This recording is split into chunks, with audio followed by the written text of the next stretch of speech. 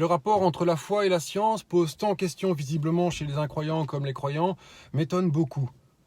Suite à la publication de ma dernière vidéo sur un groupe de zététique, j'ai été assailli par des commentaires et des messages de haine à tel point que j'ai revisionné ma vidéo plusieurs fois pour tâcher de comprendre ce qui n'allait pas. Et à vrai dire, je crois que les gens qui ont réagi avec tant de colère ont une réaction épidermique face à chaque évocation de la religion et n'ont pas vraiment voulu entendre ce que j'expliquais. Donc sans doute ne faut-il pas attacher une importance excessive à certains propos qui frôlent parfois la caricature. Mais répondre en vidéo comme je le fais ici est formateur pour moi et peut-être intéressant pour certains qui s'interrogent vraiment sur la question. Avant de commencer, je précise que les chiffres que j'ai utilisés concernant les 80% de profs d'université aux États-Unis qui sont croyants datent des années 1980. C'est donc effectivement complètement irrecevable et je m'en excuse sincèrement. Je précise aussi que je donne quelques informations sur la foi et que je ne tente de convertir personne. Ce n'est pas du tout l'objectif de ma vidéo. Je ne fais pas non plus de zététique. Ici, j'expose un peu ce que dit l'Église et la théologie, mais analyser le fait religieux ou le concept de Dieu avec une démarche zététique n'est pas l'objet de ma vidéo.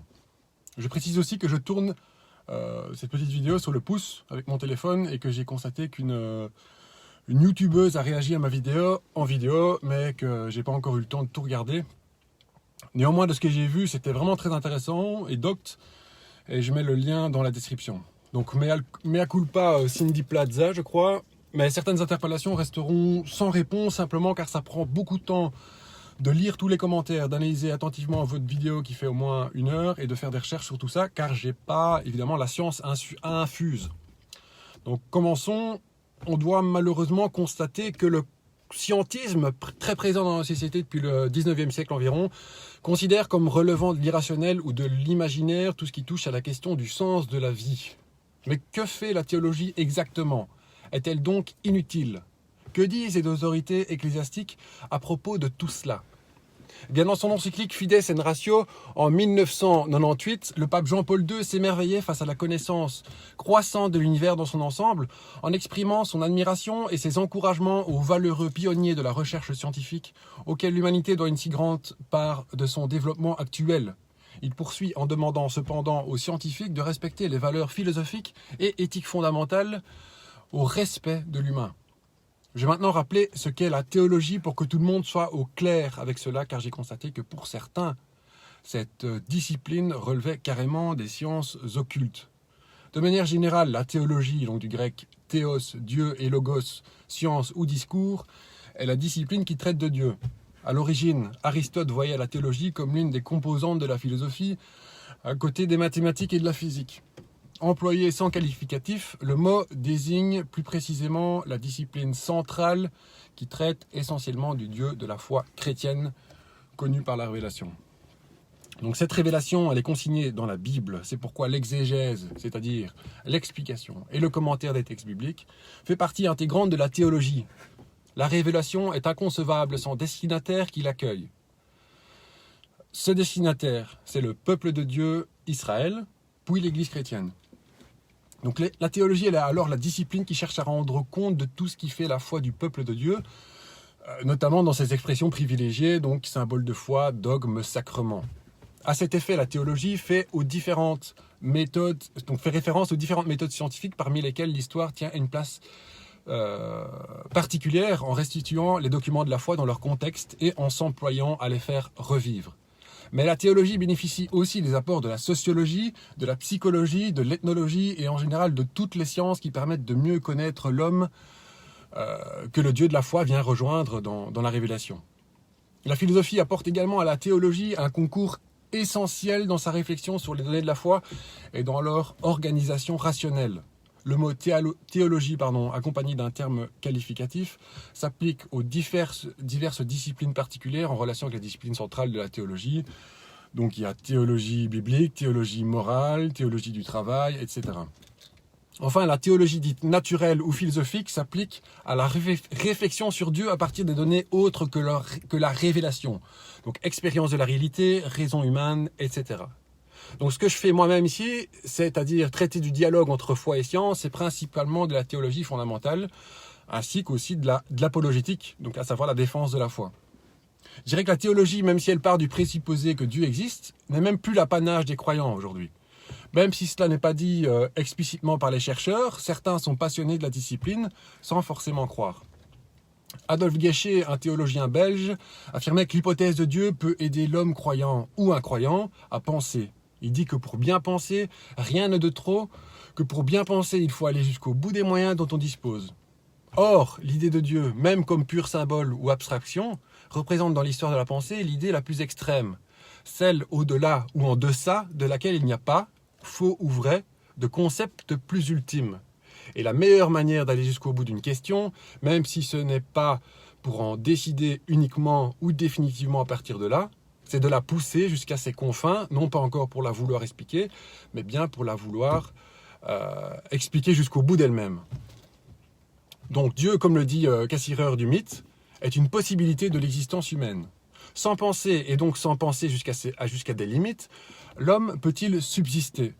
Après tout, penser est une activité humaine et rien ne peut être négligé, pas même Dieu et son excès. Passons au point suivant, c'est-à-dire que ce que dit l'Église officiellement à propos de la foi et de la science. Le Concile Vatican I qui a lieu en 1870 dit ceci. Il ne peut jamais y avoir de désaccord entre foi et science, puisque le même Dieu qui révèle les mystères et communique la foi a fait descendre dans l'esprit humain la lumière de la raison. Dieu ne pourrait se nier lui-même, ni le vrai contredire jamais le vrai. Le dernier concile, le Concile Vatican II en 65, dit ceci, c'est pourquoi la recherche méthodique dans tous les domaines du savoir, si elle est menée d'une manière vraiment scientifique, et si elle suit les normes de la morale, ne sera jamais réellement opposée à la foi. Les réalités profanes et celles de la foi trouvent leur origine dans le même Dieu. Bien plus, celui qui s'efforce, avec persévérance et humilité, de pénétrer le secret des choses, celui-là, même s'il n'en a pas conscience, est comme conduit par la main de Dieu qui soutient tous les êtres et les fait ce qu'ils sont. Voilà pour la position de l'Église aujourd'hui. Donc je ne nie pas par contre que l'Église a toujours été tendre avec la science et les scientifiques. Et que science et religion aient été en conflit, ça c'est hors de doute. Le théologien allemand Hans Küng, qui est en froid avec l'Église car il a été plusieurs fois condamné par la Congrégation pour la doctrine de la foi pour sa christologie peu orthodoxe, va jusqu'à dire que sous le fouet de l'Inquisition, l'Italie et l'Espagne restèrent jusqu'au XXe siècle sans grands scientifiques.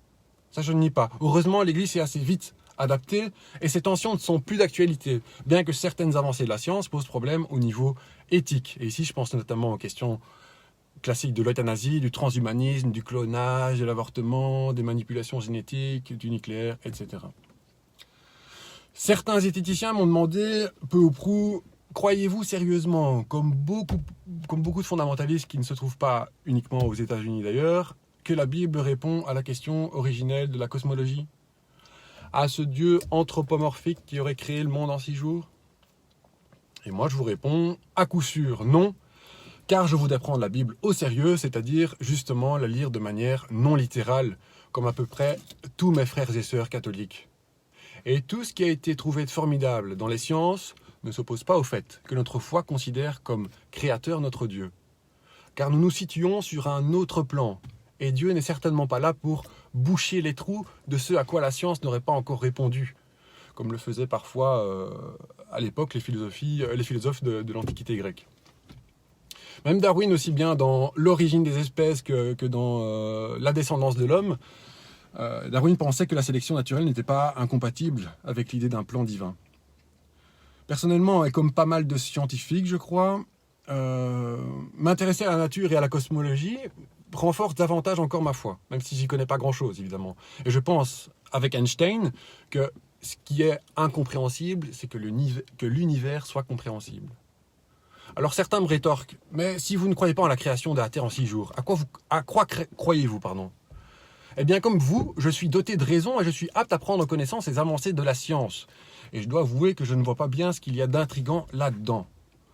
Je ne vous demande pas comment vous trouvez le sens de votre vie, du mal, des fins dernières, de l'amour et du bien, avec votre microscope et vos tubes à essai, car ce n'est pas le rôle des sciences exactes que de se poser et de répondre à ce genre de questions. Si le sujet du créationnisme vous intéresse, par contre je peux faire une vidéo dans laquelle j'explique en quoi une lecture littérale du mythe de la création ne tient absolument pas la route, faire de l'exégèse, Et cela vous permettra d'argumenter face aux fondamentalistes sans pour autant entrer dans un conflit agressif, voilà, avec des arguments à dominer. Et donc je ferai peut-être là œuvre de zététique. Voilà, je m'arrête ici et j'espère avoir été un peu plus clair. Je ne doute pas que vous allez me trouver toutes sortes de sophismes dans mon discours, mais je vous demande de rester diplomate et courtois dans vos interventions. Mon but n'a pas été de prouver quoi que ce soit ou de montrer que je sais mieux que d'autres, mais de démontrer en quoi la science et la foi, sans s'opposer, ne doivent pas se confondre et que l'Église ne propose pas, ou en tout cas plus, une telle manière de faire et de voir les choses. Je sais, et c'est ça que j'explique depuis le début, que l'existence ou l'inexistence de Dieu ne se prouve pas et on ne prouvera jamais par A plus B cette existence. Donc croire en Dieu nécessite un acte de foi, une confiance, et on ne prouvera pas l'existence de Dieu par des preuves au sens où l'entendent les sciences formelles, logiques et mathématiques donc, ou naturelles, donc physique, chimie, biologie, etc. Puisque Dieu n'est pas en principe une structure mathématique ou un objet physico-chimique. Mais ça, je suppose que vous êtes déjà tout à fait d'accord avec moi. Donc il n'y a pas de preuve absolue, irréfutable de la non-existence de Dieu, comme il n'y en a pas de son existence. Cindy Plaza dit dans sa vidéo, tant qu'il n'y a pas de preuve, il n'y a pas de raison que cette chose existe. Mais y a-t-il une preuve physique, matérielle, palpable, par exemple, de l'amour entre deux personnes? Croire en Dieu, c'est simplement répondre au désir de transcendance qui habite l'homme depuis toujours.